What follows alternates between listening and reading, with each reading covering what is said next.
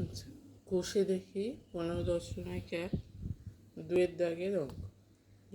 নিচের ছবি দেখেও রঙিন অংশের ক্ষেত্রফল হিসাব করে লেখো। আচ্ছা, এক একটা এই যে সবুজ রঙের অংশটার ক্ষেত্রফল বার করতে হবে। এটা কিসের ছবি দেওয়া আছে? এটা হচ্ছে আয়তক্ষেত্র, প্রস্থ হচ্ছে আয়তক্ষেত্রের প্রস্থ 8, দৈর্ঘ্য হচ্ছে 12 মিটার। আর এই যে রঙিন অংশটা কত মিটার চওড়া? 3 মিটার চওড়া। তাহলে এই অংশটার ক্ষেত্রফল বার করতে হবে। এই অংশটার ক্ষেত্রফল মানে কি? এই যে বাইরের আয়তক্ষেত্র আছে তা থেকে এই ভেতরের আয়তক্ষেত্রটাকে বাদ দিতে হবে। আচ্ছা, বাইরের আয়তক্ষেত্রের দৈর্ঘ্য হচ্ছে 12 মিটার, প্রস্থ হচ্ছে 8 মিটার। তাহলে বাইরের আয়তক্ষেত্রের ক্ষেত্রফল কী হবে?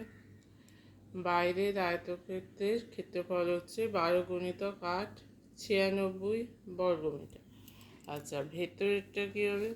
ভেতরেরটা হচ্ছে এটা 3 মিটার চওড়া। তাহলে এই 3টা বাইরে থেকে বাদ যাচ্ছে দৈর্ঘ্য থেকে।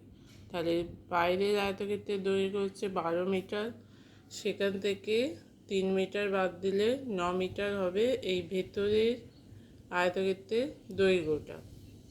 একইভাবে প্রস্থ করলে কী হবে? এখানে প্রস্থ হচ্ছে 8 মিটার, 3 মিটারটা এই 3 মিটারটা বাদ দিলে এখানে এটাও 3 মিটার, 3 মিটার বাদ দিলে 8 - 3 5।